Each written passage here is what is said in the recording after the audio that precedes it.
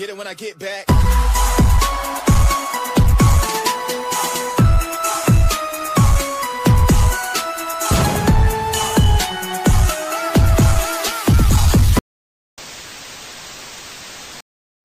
Bismillahirrahmanirrahim. Assalamualaikum warahmatullahi wabarakatuh. Alhamdulillahi rabbil alamin. Assalatu wassalamu ala asrafil anbiya'i wal mursalin Sayyidina wa nabiyina wa maulana Muhammadin ajma'in. Amma ba'du. Allahumma salli ala Sayyidina Muhammad wa ala alihi Sayyidina Muhammad. Anak soleh-soleha yang lagi di rumah saja, bagaimana kabarnya? Insya Allah kita semua selalu dalam lindungan Allah Subhanahu wa Ta'ala. Amin ya Rabbal Alamin. Anak soleh-soleha, pada pertemuan kali ini kita akan membahas pelajaran Pendidikan Agama Islam dan Budi Pekerti kelas 4 yang bertemakan Mari Belajar Al-Quran Surah Al-Falaq, pelajaran 1. Sebelum kita belajar, marilah kita membaca doa terlebih dahulu. Bismillahirrahmanirrahim. Raditu billahi rabba wa bil islami dina wa bi muhammadin nabiyya wa rasula. Rabbi zidni ilman warzuqni fahman. Anak soleh-soleha, Surah Al-Falaq tergolong surah Makkiyah karena diturunkan di kota Mekah. Surah Al-Falaq diturunkan setelah Surah Al-Fil. Surah Al-Falaq terdiri dari 5 ayat. Surah Al-Falaq merupakan surah yang ke-113 urutannya di dalam Al-Quran. Kata Al-Falaq sendiri yang berarti waktu subuh. Nama surah Al-Falaq diambil dari kata Al-Falaq yang terdapat pada ayat pertama surah ini. Bersama surah An-Nas, surah Al-Falaq disebut dengan Al-Mu'awwizatin karena keduanya mengandung ta'wiz. Ta'wiz artinya perlindungan. Surah An-Nas dan surah Al-Falaq termasuk surah utama dalam Al-Quran. Sekarang mari sama-sama kita membaca surah Al-Falaq. Billahi minasyaitonir rajim. Bismillahirrahmanirrahim. Qul a'udzu birabbil falaq min syarri ma khalaq wa min syarri ghasiqin idza waqab wa min syarrin naffasati fil 'uqad wa min syarri hasidin idza hasad. Nah, anak soleh-soleha, berikut adalah arti dari surah Al-Falaq. Dengan menyebut nama Allah yang Maha Pengasih dan Maha Penyayang, katakanlah Nabi Muhammad, aku berlindung kepada Tuhan yang menjaga fajar atau subuh, dari kejahatan makhluk yang Dia ciptakan, dari kejahatan malam apabila gelap gulita, dari kejahatan perempuan-perempuan penyihir yang meniup pada buhul-buhul talinya, dan dari kejahatan orang-orang yang dengki apabila dia dengki. Nah, anak soleh-soleha, maksud dari isi kandungan surah Al-Falaq adalah sebagai berikut.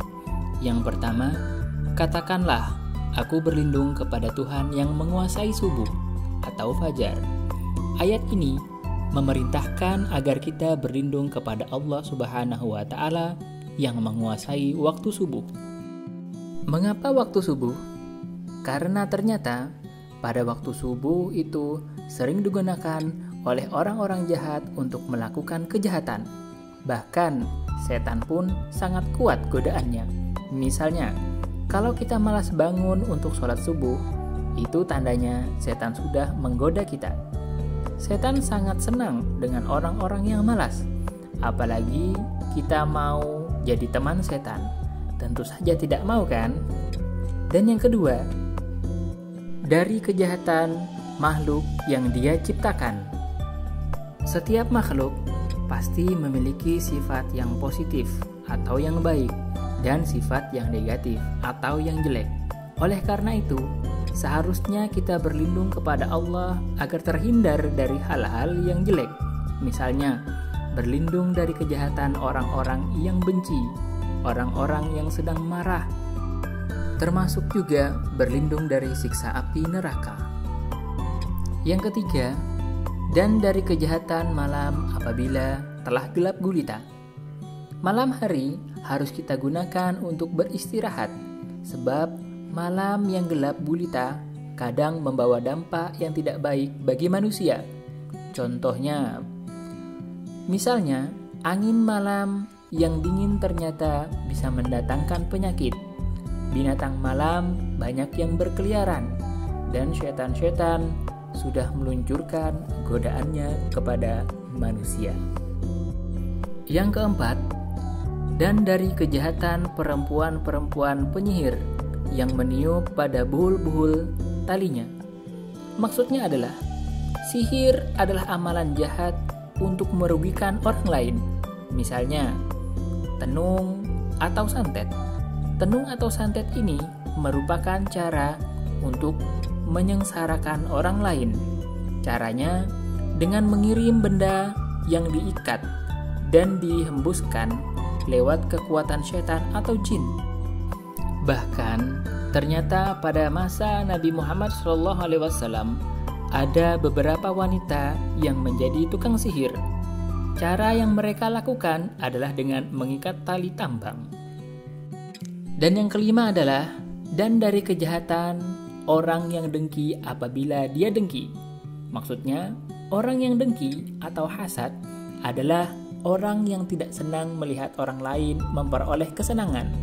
Biasanya, kalau orang sudah dengki dengan orang lain, ia dapat melakukan kejahatan apa saja untuk mencelakakan orang yang dibenci tersebut. Lalu, bagaimana cara mereka mencelakakannya? Caranya, misalnya dengan memfitnah, menipu, dan menyakiti. Oleh karena itu, kita harus selalu berlindung kepada Allah Subhanahu wa Ta'ala agar dijaga dari orang-orang yang dengki. Mutiara hikmah. Yang pertama, kita harus bangun pagi lebih awal dan membiasakan sholat subuh berjamaah agar setan bosan dengan kita. Dan yang kedua, malam hari harus kita gunakan untuk belajar, membaca Al-Quran, dan tidak lupa berdoa sebelum tidur.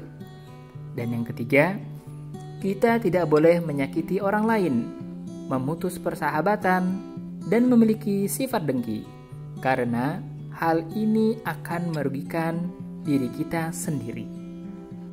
Nah, anak soleh-soleha, semoga kita selalu dalam lindungan Allah Subhanahu wa Ta'ala, sehingga kita bisa menjalankan segala perintah Allah dan menjauhi larangan Allah, serta kita selalu berlindung kepada Allah Subhanahu wa Ta'ala.